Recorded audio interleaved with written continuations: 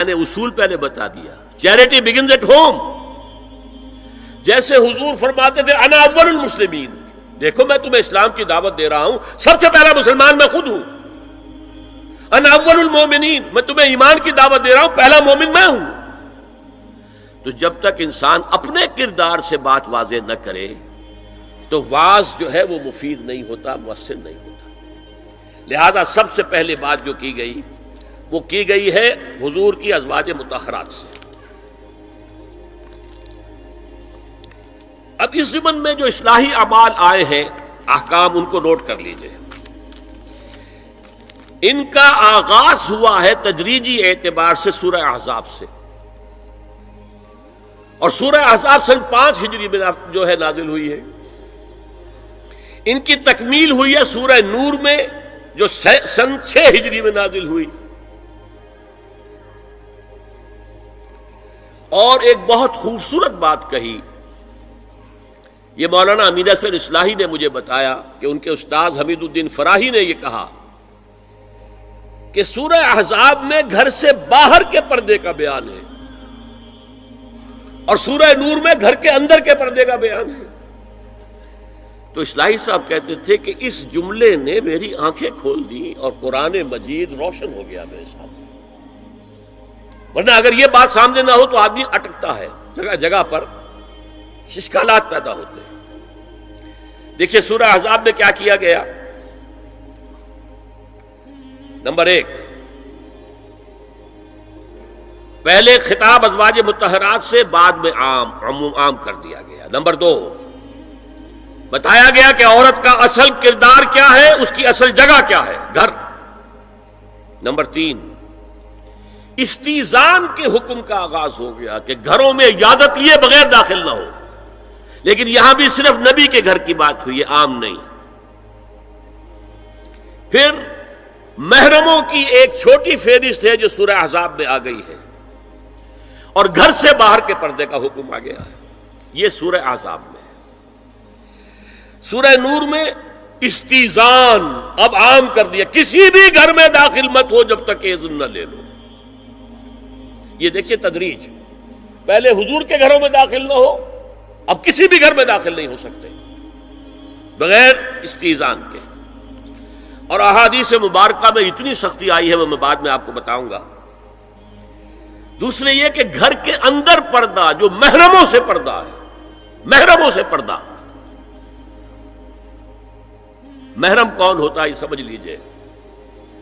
محرم وہ ہے جس سے کبھی بھی کسی شکل میں کسی حالت میں شادی نہ ہو سکے. اب ایک آدمی جو ہے اس کے گھر میں فرض کیجئے کہ ایک بہن ہے، تو اس بہن کی دوسری بہن سے وہ شادی نہیں کر سکتا. اگر وہ بیوی مر گئی تو کر سکتا ہے کہ نہیں؟ اس لیے وہ محرم نہیں ہے، نامحرم. سالی نامحرم ہے. آپ کا بھائی ہے، اس کی بیوی ہے، بھابھی ہے آپ کی، آپ دیور ہیں، بھابھی سے شادی تو نہیں کر سکتے. لیکن اگر بھائی کا انتقال ہو جائے تو آپ شادی کر سکتے ہیں. تو شادی ہو سکتی ہے تو وہ محرم نہیں ہوا، وہ نامحرم ہے.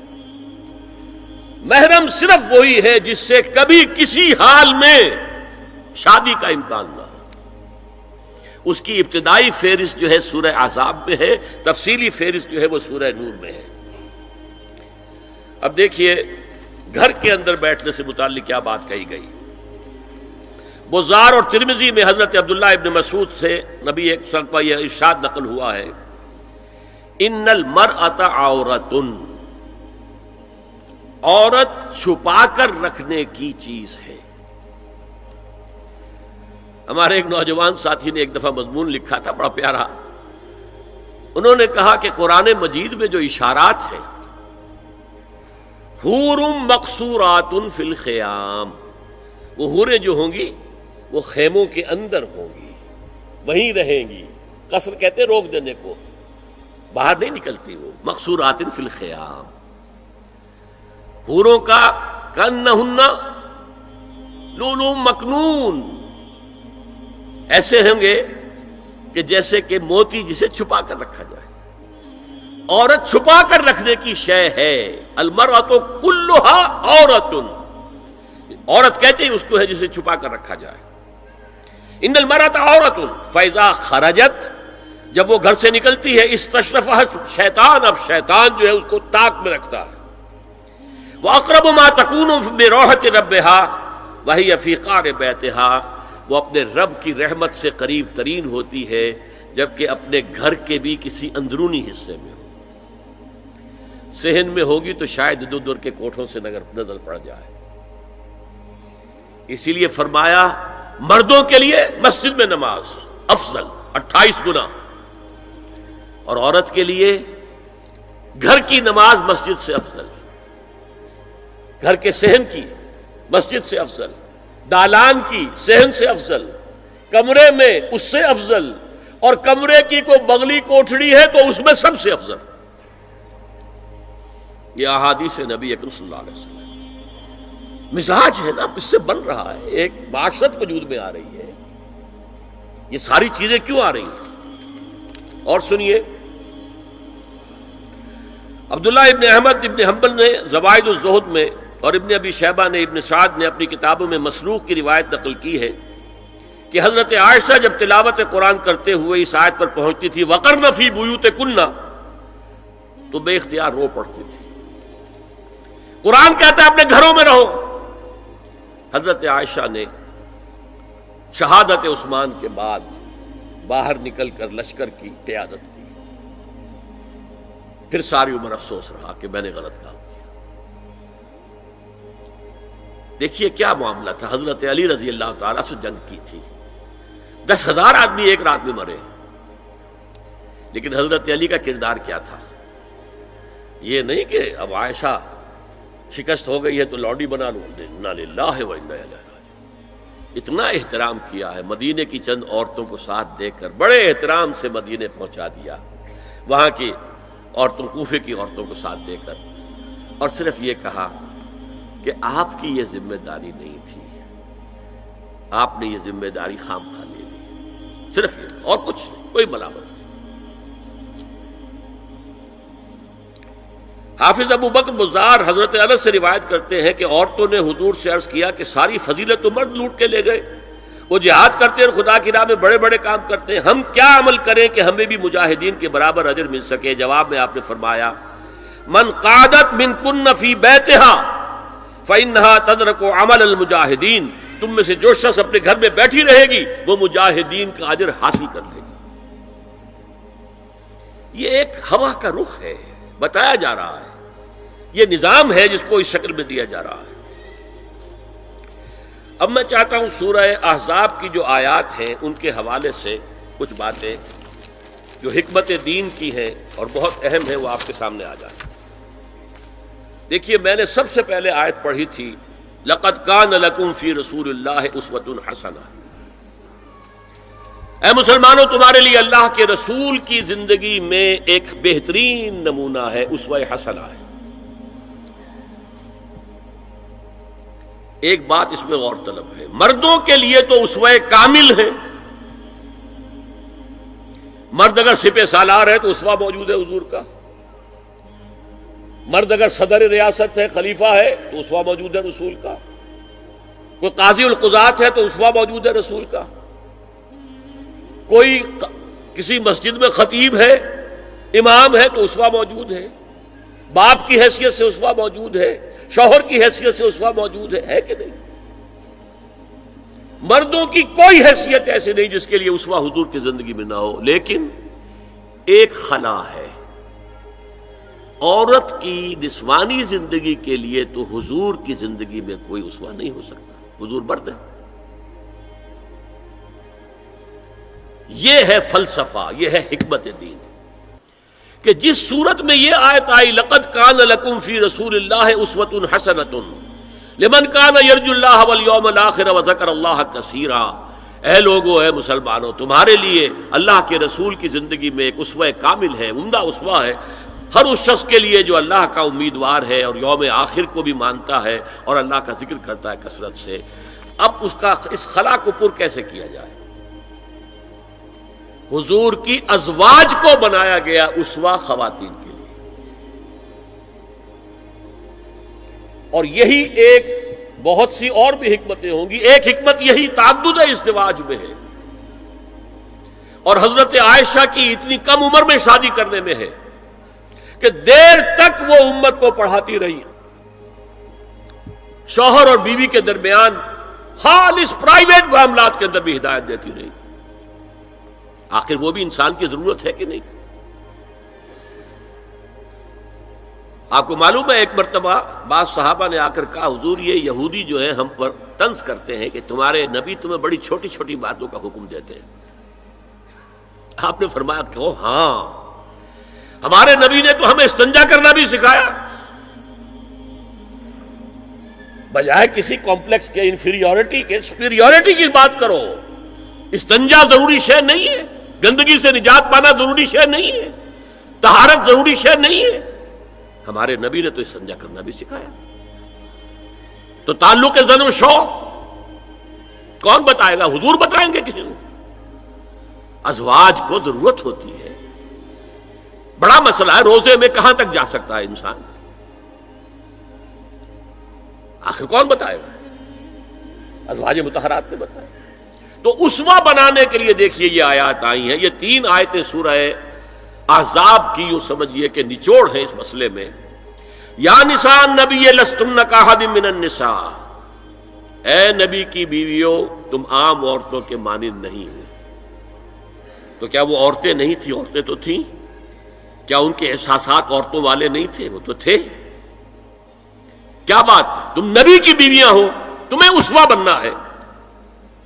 ان اتقیتن فلا تخضعن بالقول، اگر تمہیں واقعی اللہ کا تقوی اور خوف ہے تو کسی اجنبی سے اگر بات کرنے کی ضرورت پیش آ جائے تو اپنی آواز میں لوچ مت پیدا کرو. فیطمع الذی فی قلبہ مرض، کہ جس شخص کے دل میں کوئی روگ ہے، گندگی ہے، وہ کوئی آس لگا بیٹھے کہ یہ جو مجھ سے گفتگو کر رہی ہیں، جس انداز میں کر رہی ہیں، جس لگاوٹ کے ساتھ کر رہی ہیں، تو کوئی نہ کوئی موقع ہے میرے لیے. انا للہ و انا الیہ راجعون. کرخت آواز میں بات کرو. وقلن قولا معروفا، اور معروف بات کہو صرف، اس سے آگے بڑھنے کی کوئی ضرورت نہیں. وقرن فی بیوتکن ولا تبرجن تبرج الجاہلیۃ الاولی، اور قرار پکڑو اپنے گھروں میں، وقار کے ساتھ رہو اپنے گھروں میں. تمہاری اصل جگہ گھر ہے، باہر نکلنا تمہارا کام نہیں ہے. ہاں ضرورت ہو سکتی ہے، اس کا بعد میں ذکر آ جائے گا، لیکن فلسفہ کیا ہے؟ عورت کی اصل جگہ اس کا گھر ہے. جو ڈیوٹیز کی تقسیم کر دی گئی ہے اللہ کی طرف سے، اس میں عورت کا اصل مقام اس کا گھر ہے.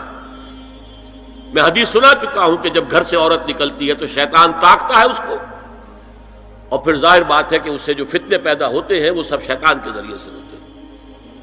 وَلَا تَبَرَّجْنَ تَبَرُّجَ الْجَاهِلِيَّةِ الْأُولَى، اور جو جاہلیت تھی، اسلام کے آنے سے پہلے کا جو دور تھا، اس میں جس طرح تم بند سمر کر اور لوگوں کی نگاہوں میں آنے کے لیے نکلتی تھی، اب وہ طریقہ اختیار نہ کرو. دیکھیے یہ بھی ایک بڑا نفسیاتی نکتہ ہے. مرد کے اندر قوت ہے، وہ اپنی قوت کا ظہور چاہتا ہے. کبھی جی چاہتا ہے دیوار کو کندھا دے مارے، راستہ چلتے کسی کو لگا کندھا. قوت ظہور چاہتا ہے. عورت کے پاس سب سے بڑا سرمایہ اس کا نسوانی حسن ہے. جسمانی طاقت تو نہیں ہے نا، اس کے اندر ایک ارج ہے کہ اپنے آپ کو ظاہر کرے. اس کا نام تبرج. بروج کہتے تھے ان برجیوں کو کہ جو فصیلوں کے اوپر ہوتی تھی. اور ظاہر بات ہے دور سے مسافر آ رہا تو پہلے تو برجی نظر آتی تھی نا، تو نگاہوں میں آنا، نگاہوں میں کھپنا، یہ تبرج ہے. تو تم جس طرح پہلے بناؤ سنگھار کر کے نکلا کرتی تھی، اور تبرج الجاہلیہ اب وہ چھوڑ دو. وَأَقِمْنَ الصَّلَاةَ وَآتِينَ الزَّكَاةَ، اور نماز قائم رکھو، زکوٰۃ ادا کرو. وَأَطِيعْنَ اللَّهَ وَرَسُولَهُ، اور اللہ اور اس کے رسول کی اطاعت پر کاربند رہو. اب آئے الفاظ جو اہم ترین ہیں. انما یرید اللہ لیذھب عنکم الرجس اہل البیت ویطہرکم تطہیرا. اے نبی کے گھر والیوں، اللہ یہ چاہتا ہے کہ تم سے ہر طرح کی برائی، ہر طرح کی ناپاکی کو دور کر دے اور تمہیں پاک کر دے. پاک کرنا کر، خوب خوب خوب خوب. تطہیرا یطہرکم تطہیرا. کیوں؟ تمہیں نمونہ بننا ہے، تمہیں اسوہ بننا ہے. یہ الفاظ اصل میں آئے ہیں قرآن مجید میں ازواج مطہرات کے بارے میں. سارا جملہ چل رہا ہے یا نساء نبی سے.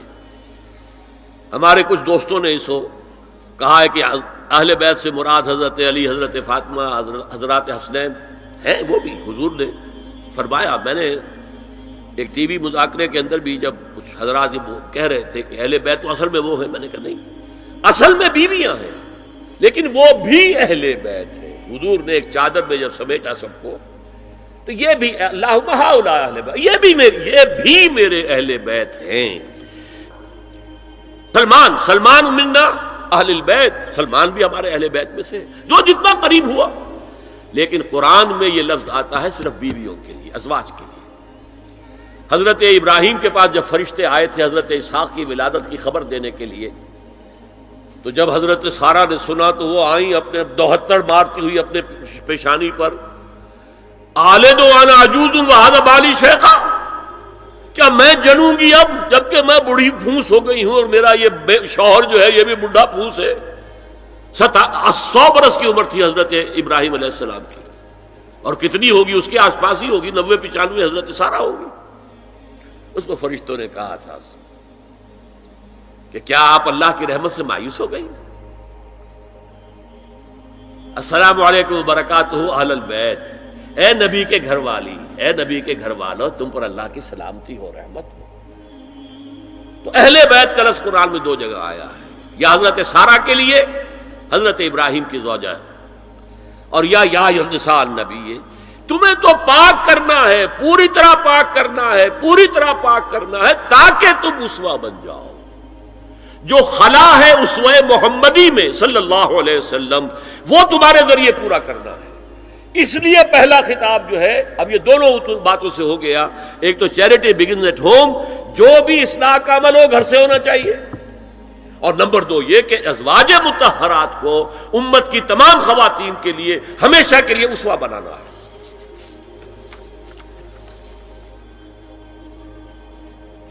اسی طریقے سے استیزان کا معاملہ بھی آیا ہے، لیکن وہ بھی صرف نبی کے گھروں تک آ رہا ہے. یا ایھا الذین آمنوا لا تدخلوا بیوت النبی حتی یؤذن لکم، اہل ایمان نبی کے گھروں میں داخل نہ ہوا کرو جب تک کہ اذن نہ دیا جائے. یہ پرائیویسی، گھر کی پرائیویسی، اس پر میں تفصیل سے بعد میں بات کروں گا، چونکہ تفصیل اس کی آئی ہے سورہ نور میں. میں نے عرض کیا نا، ان احکام کا آغاز ہوا جیسے شراب کی حرمت، آغاز سورہ بقرہ، پھر سورہ نساء، پھر سورہ مائدہ. اسی طرح اس کا اختتام جو ہوا ہے وہ سورہ نور میں ہے. تو مت داخل ہوا کرو. اور اس کے بعد فرمایا وَإِذَا سَأَلْتُمُوهُنَّ مَتَاعًا فَاسْأَلُوهُنَّ مِنْ وَرَاءِ حِجَابٍ، اور دیکھو اگر نبی کی بیویوں سے کوئی چیز مانگنی ہو تو پردے کی اوٹ سے مانگو. یہ حجاب کا لفظ آیا ہے جس کو کہا جاتا ہے کہ حجاب کا کوئی حکم قرآن میں ہے ہی نہیں. پہلے وہاں کے گھر کھلے ہوتے تھے، دروازوں پر کوئی پردہ وردہ نہیں ہوتا تھا، اور گھر کوئی کنالوں کے اور ایکڑوں کے تو نہیں ہوتے تھے، چھوٹے چھوٹے گھر. لیکن یہاں پر فرما دیا گیا پردے، اس کے بعد سے جب سے یہ آیت اتری گھروں کے اوپر پردے ڈال دیے گئے. اب ظاہر بات ہے کہ اس میں چہرے کا پردہ ہی ہوا نا، چہرے کا پردہ ہے حجاب. اسی کو حضرت عائشہ نے آیت الحجاب قرار دیا ہے. اور پھر دیکھیے جو ریئلزم ہے، ریئلزم میں نے کہا تھا نا کہ اللہ نے بھی فرمایا کہ سب سے زیادہ محبت انسان میں عورت کی ہے. حب زین للناس حب الشہوات من النساء، اور پھر اس کے بعد لمبی فہرست. حضور نے فرمایا حبب الی النساء والطیب. یہاں بھی فرمایا گیا ذالکم اطہر لقلوبکم وقلوبہن، یہ زیادہ پاکیزہ بات ہوگی تمہارے دلوں کے لیے بھی اور ان کے دلوں کے لیے بھی. اگر نبی کی بیوی بے حجاب تمہارے سامنے آ جائے گی تو وہ نبی کی بیوی ہے اور ازواج مطہرات ہونے کی حیثیت سے تمہاری ماں بھی ہے، لیکن ایک عورت بھی تو ہے. اور تم چاہے صحابی ہو کچھ بھی ہو، تم مرد بھی تو ہو. یہ مرد اور عورت کے درمیان جو کشش ہے یہاں بھی اس کا ساس. نبی کی بیویوں کو بھی یہ نہیں کہا کہ اس سے ماوراء ہے. معصوم تو کوئی نہیں نبی کے علاوہ. وہ تو اللہ کہہ رہا ہے ہم تمہیں پاک کر دینا چاہتے ہیں، پوری طرح پاک کر دینا چاہتے ہیں تاکہ تم تمام خواتین امت کے لیے اسوہ بن جاؤ. فرمایا یہ جو پردے کی اوٹ سے کوئی شے لینا دینا ہے، اس سے یہ تمہارے دلوں کے لیے بھی زیادہ پاکیزہ بات ہے، ان کے دلوں کے لیے بھی. یہ ہے اللہ تعالی کا حکم سورہ احزاب کے اندر. اس کے بعد اسی سورہ احزاب میں اس سے جو مستثنا ہے، گھروں میں اذن لیے بغیر بھی داخل ہو سکے، جن کے سامنے ازواج مطہرات اپنے کھلے چہرے کے ساتھ آ سکتی تھی، ان کی ایک فہرست دی گئی. یہ مختصر فہرست ہے. لا جناح علیہن فی آبائہن ولا ابنائہن ولا اخوانہن ولا ابناء اخوانہن ولا ابناء اخواتہن ولا نسائہن ولا ما ملکت ایمانہن واتقین اللہ ان اللہ کان علی کل شیء شہیدا. کوئی حرج نہیں ہے ازواج مطہرات پر ان کے باپوں کے سلسلے میں. ابو بکر آئے تو جائیں سیدھے حضرت عائشہ کے حجرے میں، کون روکے گا؟ اور بیٹوں کے اور ان کے بھائیوں کے اور ان کے بیٹوں کے بھائی بھتیجے اور ان کی بہنوں کے بیٹے یعنی بھانجے. ولا نسائہن اس کو میں چاہتا ہوں نوٹ کریں آپ، اپنی عورتیں، جان پہچان کی عورتیں، اجنبی عورتیں نہیں. اس پر مزید گفتگو ہوگی سورہ نور کے حوالے سے. ولا ما ملکت ایمانہن، اور جو ان کے ملک یمین ہیں. ان میں ایک رائے یہ ہے کہ مراد صرف باندیاں ہیں اور ایک مراد یہ ہے کہ اس میں مرد غلام بھی شامل ہیں. ایک رائے یہ ہے کہ مرد غلام جب تک کہ ابھی وہ بالغ نہ ہو، بچہ ہو. بہرحال یہ آراء ہے علیحدہ. واتقین اللہ ان اللہ کان علی کل شیء شہیدا، اور اللہ کا تقوی اختیار کرو، یقیناً اللہ ہر چیز کو دیکھ رہا ہے. اب آئیے سورہ نور کی طرف. اب میں یہاں پر سورہ نور میں آغاز جو ہوا ہے سورہ نور کا وہ سب کو معلوم ہے. زنا کی کیا حد ہے، سزا کیا ہے. غیر شادی شدہ زانی یا زانیہ اس کی سزا 100 کوڑے، اور اگر کوئی الزام لگائے اور ثبوت پیش نہ کر سکے، 4 گواہ نہ لا سکے، تو قذف کی حد کیا ہے، 80 کوڑے. اس کے بعد اصل میں جو زنا کا سد باب کرنے کے لیے احکام ہے وہ آئے ہیں. چنانچہ اس میں سب سے پہلے کیا ہوا، استیزان کا حکم بڑی تفصیل کے ساتھ آیا، بہت تفصیل کے ساتھ آیا. یا ایھا الذین آمنوا لا تدخلوا بیوتا غیر بیوتکم حتی تستأنسوا وتسلموا علی اہلها ذالکم خیر لکم لعلکم تذکرون. اہل ایمان ہرگز مت داخل ہو اپنے گھروں کے علاوہ کسی اور گھر میں جب تک کہ تم ان کے ساتھ مانوس نہ ہو جاؤ، اذن نہ لے لو، ان پر سلام نہ کرو، یہی تمہارے لیے خیر بہتر ہے. اس کے بعد تفصیل آئی ہے، اس میں میں اس وقت نہیں جا رہا ہوں. اور جو لوگ اس پر عمل نہیں کرتے ان کے بارے میں قرآن مجید کیا کچھ، حضور کیا کچھ فرما رہے ہیں یہ آپ سن لیجئے. بہت سخت احکام ہے. عن ابی ہریرہ رضی اللہ عنہ ان رسول اللہ صلی اللہ علیہ وسلم قال لو ان امرا اطلع علیک بغیر اذن فخذفته بحشاة ففقعت عینہ ما کان علیک من جناح. متفق علیہ، بخاری اور مسلم دونوں کی ہے. اگر کوئی شخص تمہارے گھر میں بغیر اجازت کے داخل ہو جائے اور تم اس کی سزا کے طور پر اس پر کنکریاں پھینکو اور اس کی آنکھ پھوٹ جائے کنکری سے، تو تم پر کوئی گناہ نہیں. بغیر اجازت کے گھر میں آ گیا ہے، بغیر اذن کے، بغیر استئذان کے کنکریاں مارو اور کنکری سے آنکھ پھوٹ جائے، فما کان علیک من جناح، کوئی حرج نہیں. اسی طرح آیا ہے من اطلع دار قوم بغیر اذنہم ففقعوا عینہ فقد حضرت عینہ. یہ ابو داؤد کی روایت ہے. جو شخص بغیر اذن لیے کسی کے گھر میں داخل ہوا ہے اور اگر اس نے اس کی آنکھ پھوڑ دی تو اس کے اوپر کوئی ہرجانہ نہیں ہے، کوئی اس کی دیت نہیں، کوئی ہرجانہ نہیں. اجازت لینے کے ضمن میں کیا ہے؟ حضور نے طریقہ بتایا، 3 مرتبہ پکارنے کی حد مقرر کر دی، فرمایا اگر تیسری مرتبہ پکارنے پر بھی جواب نہ آئے تو واپس ہو جاؤ۔ قرآن میں بھی ہے اذا قیل لکم ارجعوا فارجعوا، اگر تو وہ کہتے چلے جاؤ، ملاقات نہیں ہو سکتی، چلے جاؤ۔ ہاں اگر آپ ٹائم لے کر آئے ہیں تب بات دوسری ہے، پھر تو اس کو ملنا ہے، لیکن آپ ایسے ہی پہنچ گئے ہیں، پتہ نہیں وہ اپنی کس مصروفیت میں ہے، آپ کا حق نہیں ہے کہ وہ آپ کو ریسیو کرے اور آپ سے بات کرے۔ اذا قیل لکم ارجعوا فارجعوا، اور برا نہ مانو کہ میرا یہ معاملہ کیا، میں آیا تھا اور مجھے جو ہے مجھ سے ملاقات نہیں کی، نہیں۔ اور اس سلسلے میں ایک بڑا دلچسپ واقعہ ہے۔ ایک مرتبہ آپ حضرت سعد ابن عبادہ کے ہاں گئے اور السلام علیکم ورحمۃ اللہ کہہ کر 2 دفعہ اجازت طلب کی، مگر اندر سے جواب نہ آیا۔ تیسری مرتبہ جواب نہ ملنے پر آپ واپس ہو گئے۔ حضرت سعد اندر سے دوڑ کر آئے اور عرض کیا یا رسول اللہ، میں آپ کی آواز سن رہا تھا، مگر میرا جی چاہتا تھا کہ آپ کی زبان مبارک سے میرے لیے جتنی بار بھی سلام و رحمت کی دعا نکل جائے اچھا ہے، تیسری مرتبہ بھی آپ کہیں۔ پھر دوڑ کر آئے اور لپٹ گئے حضور سے صلی اللہ علیہ وسلم۔ یہ ہے استیزان کا معاملہ۔ اب آ رہی ہے اصل آیت،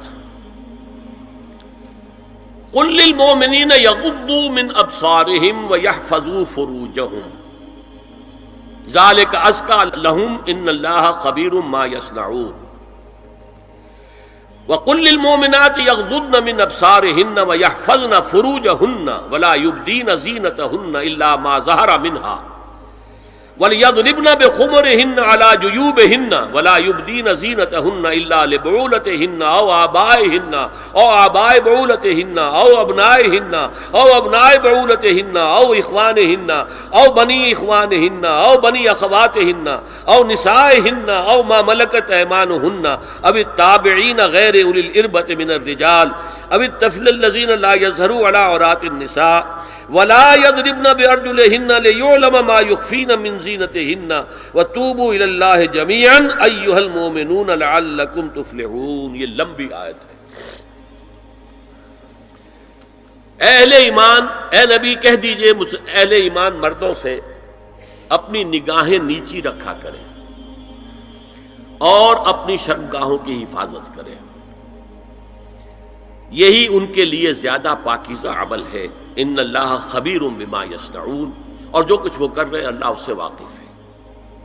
وقل للمؤمنات یغضضن من ابصارہن، اور مومن عورتوں سے بھی کہہ دیجئے کہ وہ اپنی نگاہیں جو ہے نیچی رکھا کریں، ویحفظن فروجہن، اپنی شرمگاہوں کی حفاظت کریں، ولا یبدین زینتہن الا ما ظہر منہا، اور اپنی زینت کو ظاہر نہ کیا کریں سوائے اس کے کہ جو بالکل ظاہر ہو جائے، از خود ظاہر ہو۔ دیکھیے سب سے پہلے میں آپ کو بتا چکا ہوں کہ یہ گھر کے اندر کا پردہ ہے۔ نگاہیں نیچی رکھنا گھر کے مرد بھی اور گھر کی عورتیں بھی۔ یہ کیوں کہا گیا؟ آج آپ کے علم میں نہیں ہوگا انسیسٹ کس قدر تیزی سے پھیل رہا ہے مغرب کے اندر۔ انسیسٹ کہتے ہیں باپ کا اپنی بیٹی سے ملوث ہو جانا، ماں کا اپنے بیٹے سے ملوث ہو جانا، بہن بھائیوں کا آپس میں زناکاری کرنا، یہ انسیسٹ کہلاتا ہے۔ اس وقت امریکہ میں سب سے زیادہ جو پریکٹس ہے وہ سائیکیٹرسٹ کی ہے، بڑی فیسیں ہیں، بڑی دوائیں ہیں، جو فارماسیوٹیکل انڈسٹری ہے اس میں بھی سب سے زیادہ فلرشنگ وہ دوائیں ہیں کہ جو ذہنی امراض کی ہیں۔ اور مجھ سے وہاں کئی سائیکیٹرسٹ نے کہا ذہنی امراض کا سب سے بڑا سبب انسیسٹ ہے۔ بیٹی سے زنا کیا ہے باپ نے، بیٹی کے دل پر جو داغ لگ گیا ہے اس کا دماغی توازن ٹھیک نہیں رہتا۔ بہن سے زنا کیا بھائی نے، اور یہ نہ سمجھیے کہ آپ کے ہاں نہیں ہو رہا، یہ وبا آ چکی ہے۔ کئی آپ نے اخبار میں پڑھا ہوگا بیٹی نے جا کر تھانے میں خبر دی کہ باپ نے میرے ساتھ یہ حرکت کی۔ یہ ساری چیزیں آج ہو رہی ہیں ہمارے یہاں، اس لیے کہ جب زنا کے جو دواعی ہیں، داعیات ہیں، جو زنا کی ترغیب ہے وہ پھیلی ہوئی ہوگی، عام ہوگی، تو راستے نکالے گا۔ گھروں میں مرد بھی اپنی نگاہیں نیچی رکھیں۔ کیا مطلب؟ باپ بھی اپنی بیٹی کو گھور کر نہ دیکھے. بیٹی بیٹی ہے، لڑکی ہے. جوان بھائی بھی اپنی جوان بہن کو گھور کر نہ دیکھا. نگاہیں نیچے رکھو. یہ نگاہیں نیچے رکھنا بازار میں چلتے ہوئے نہیں ہے. وہ تو سوسائڈ ہو جائے گی، موت آ جائے گی. کوئی گاڑی آپ کو روک دے گی. یہ گھر کے اندر ہے. اور اس لیے ہے کہ بہرحال باپ مرد ہے، بیٹی عورت ہے. میں نے آپ کو فرائیڈ کی بات بتا دی ہے. وہ تو کہتا ہی ہے کہ باپ اگر محبت بھری نگاہ بیٹی پر ڈالا اس میں سیکس ہے، سیکس کا جذبہ ہے. اگر ماں بیٹے پر محبت بھری نگاہ ڈال رہی ہے تو سیکس ہے. ایڈیپس کمپلیکس مشہور ہے اس کا. لیکن اپنی جگہ یہ ہے کہ باپ مرد ہے، بیٹی عورت ہے. بھائی مرد ہے، بہن عورت ہے. لہذا گھروں کے اندر بھی اپنی نگاہوں کو نیچا رکھو. میں آپ کو قول سنا چکا ہوں مولانا فراہی کا. اصلاحی صاحب نے کہا جب مولانا فراہی نے مجھ سے یہ کہا کہ اصل میں سورہ احزاب میں گھر کے باہر کا پردہ ہے اور سورہ نور میں گھر کے اندر کا پردہ ہے، تو کہتے میری آنکھیں کھل گئیں اور چابی مل گئی، کلید مل گئی ان آیات کو سمجھنے کی. ان کی اصل پس منظر کو، حقیقت کو جاننے کا راستہ کھل گیا. تو یہ جو ہے غض بصر، یہ باہر کے لیے نہیں ہے، یہ گھر کے اندر کے لیے ہے. بیٹی کا آخر جوان ہو رہی ہے، اس کے سینے کے اوپر کچھ غبار آ رہا ہے، اس کو گھور کر مت دیکھو، مت دیکھو، نگاہیں نیچی کرو. قل للمؤمنین یغضوا من ابصارہم ویحفظوا فروجہم ذلک ازکی لہم ان اللہ خبیر بما یصنعون. نوٹ کر لیجئے کہ یہ کہاں ہو رہا ہے؟ گھر میں داخلے کے بعد. گھر میں داخلہ اجازت سے، اور داخلہ ہوگا صرف محرموں کا. گھر کے اندر جو ہے وہ نامحرم تو نہیں آئے گا. یہ میں آگے بیان کر رہا ہوں. وَقُلْ لِلْمُؤْمِنَاتِ يَغْضُضْنَ مِنْ أَبْصَارِهِنَّ وَيَحْفَظْنَ مِنْ فُرُوجِهِنَّ. اور کہہ دیجئے مومن عورتوں سے بھی کہ وہ بھی اپنی نگاہیں جھکا کر رکھیں اور اپنی شرمگاہوں کی حفاظت کریں. وَلَا يُبْدِينَ زِينَتَهُنَّ إِلَّا مَا ظَهَرَ مِنْهَا. اس ٹکڑے پر بڑا قیل و قال ہے جدید مفکرین اور جدید دانشوروں نے کہ وہ اپنی زینت ظاہر نہ کرے سوائے اس کے جو خود ظاہر ہو جائے. وہ کہتے ہیں اس میں چہرہ بھی شامل ہے، اور جب چہرہ شامل ہے تو اس کا مطلب چہرے کا پردہ نہیں ہے. لا حول ولا قوت الا باللہ. آپ کو بہت سے حضرات نے وہ پڑھی ہوگی بحث جو جنگ میں ہو گئی تھی. ایک صاحب وہ انسٹیٹیوٹ آف پالیسی اسٹڈیز اس کے اسکالر ہیں، ریسرچ کو انہوں نے لکھ دیا کہ الا ما ظہر منہا میں چہرہ ظاہر ہے، شامل ہے، لہذا پردہ نہیں ہے. اور ارشاد احمد حقانی صاحب نے بھی زوردار اس کے اوپر جو ہے وہ تائید لکھ دی، اور گویا کہ کہا کہ اب تو مسئلہ ہی طے ہو گیا. جب ایک ریسرچ اسکالر کہہ رہا ہے تو یہ مولوی ملاٹے جو کہتے پڑھتے ہیں کہ یہ عورت کا جو چہرے کا پردہ ہے، یہ تو بات ختم ہو گئی. The matter is clutched. میں نے صرف ایک جواب دیا کہ اس شخص نے جو بڑا ریسرچ اسکالر تھا، پہلے یہ لکھا ہے کہ سورہ نور کی ان آیات میں سطر کے احکام آ رہے ہیں، تو پھر یہاں پردے کا چہرے کا معاملہ کیا ہو؟ سطر میں تو پردہ چہرہ شامل نہیں ہے. محرموں سے پردہ کیا ہے؟ محرموں سے اس کا نام سطر ہے. عورت کا پورا جسم سطر ہے سوائے چہرے کی ٹکیا اور یہ ہاتھ اور یہ پاؤں، بس. کیا مطلب ہے؟ بھائی بھی نہیں دیکھ سکتا بہن کے جسم کا کوئی اور حصہ، باپ بھی نہیں دیکھ سکتا بیٹی کے جسم کا کوئی حصہ. یہ سطر ہے. سطر محرموں سے پردہ ہے. اس سے آگے صرف شوہر یا حسب ضرورت طبیب، سرجن، بس. یہ محرموں کا پردہ. گھر میں عورت رہے گی تو سطر کے ساتھ رہے گی. محرم آئیں گے، چچا اس کا محرم ہے، آئے گا، لیکن وہ بھی تو مرد ہے نا.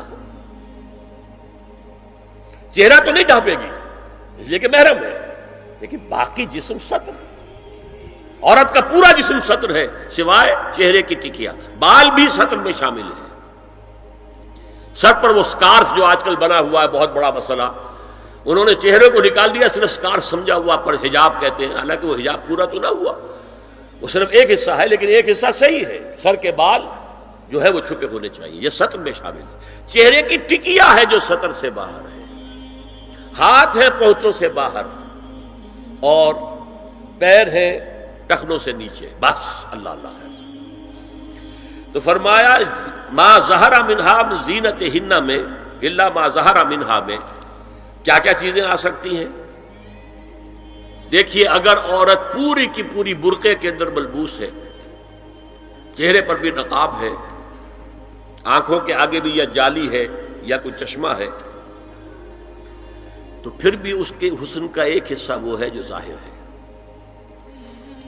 اگر طویل القامت ہے، قد و قامت،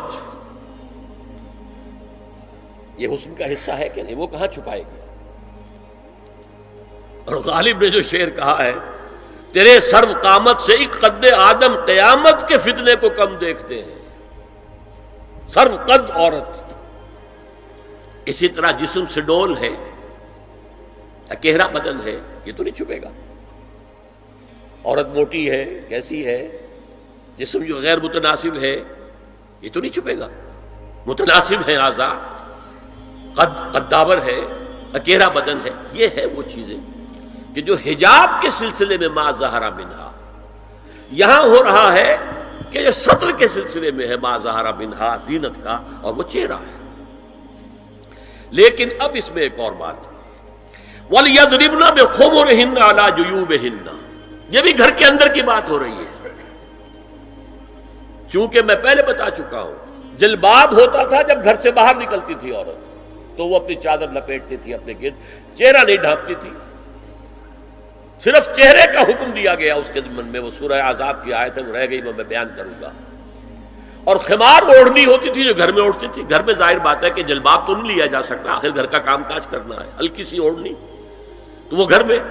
لیکن فرمایا وَلْيَضْرِبْنَ بِخُمُرِهِنَّ عَلَى جُيُوبِهِنَّ، اور انہیں چاہیے کہ اپنی اوڑھیوں کے، بکل اوڑھنیوں کے اپنے سینوں کے اوپر، گریبانوں کے اوپر بھی مار لیا کریں، تاکہ یہ سینے کے جو ابھار ہیں ان کو ایک ایڈیشنل کور مل جائے۔ دیکھیے سطر کا تقاضے کیا ہے، گن لیجئے۔ لباس نبیذ ہونا چاہیے، باریک نہیں۔ حضور نے فرمایا اللہ کی لعنت ہو ان پر جو لباس پہن کے بھی ننگی ہوتی ہے۔ باریک اتنا لباس ہے یا چست اتنا لباس ہے، ڈھیلا ڈھالا ہونا چاہیے، نبیذ ہونا چاہیے۔ لباس کے اندر یہ دو حصے جو ہیں وہ لازم ہیں۔ اور پھر سینے پر، اب ظاہر بات ہے کرتا پہنا ہوا ہے، ڈھیلا ڈھالا ہے، پھر بھی یہ سینے کے ابھار تو ظاہر ہو جائیں گے۔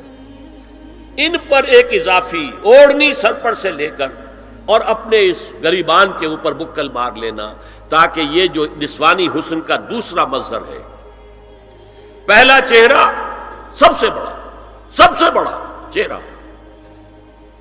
اب جو لوگ کہتے چہرے کا پردہ نہیں ہے، تو خدا کے بندو پھر پردے کی ضرورت کیا ہے؟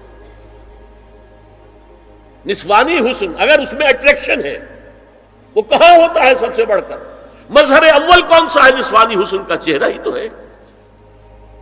اب میں ذرا شرم کے ساتھ کہہ رہا ہوں، لیکن یہ اپنی شاعری کے کچھ الفاظ آپ کو سنا رہا ہوں۔ یہ لب لعلین کہاں ہوتے ہیں؟ چہرے پر ہوتے ہیں یا کہیں اور ہوتے ہیں؟ یہ عارض گلگوں یہ کہاں ہوتے ہیں؟ چہرے پر ہوتے ہیں یا کمر میں لگے ہوتے ہیں؟ یہ چاہے زقن، تھوڑی میں اگر کچھ کھڈا پڑا ہوا ہو، چاہے زقن، یہ تعریفیں جو شاعری میں ہوتی ہیں، یہ کہاں ہوتا؟ یہ مژگاں کے تیر یہ کہاں ہوتے ہیں؟ یہ نرگسی آنکھیں یہ کہاں ہوتی ہیں؟ اور ستواں ناک یہ کہاں ہوتی ہے؟ چہرہ ہی تو ہے نا، سب سے بڑی اٹریکشن تو چہرہ، اسی کو نہ چھپایا تو پھر اور کیا چھپایا؟